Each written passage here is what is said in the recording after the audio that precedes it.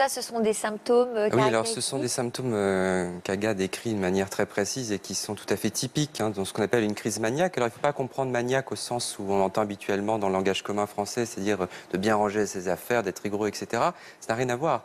Le mot maniaque renvoie au grec, qui est sa langue, enfin le sens étymologique de l'agitation justement, et ce qui peut aller jusqu'à des propos incohérents, des propos délirants.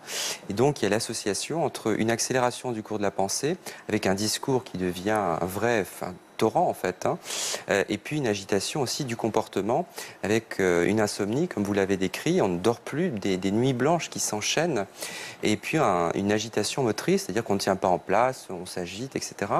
Et puis il peut aussi y avoir une grande instabilité justement émotionnelle, c'est-à-dire le plus souvent on peut être euphorique, c'est ce que vous décrivez, mais au moment de ces crises maniaques, associées à l'euphorie, on peut aussi avoir des crises de larmes, des moments où tout s'embrase en fait, c'est comme un incendie émotionnel à l'intérieur de nous. Donc à ce moment-là, on a posé un diagnostic? Oui, on a posé un diagnostic dès la première hospitalisation.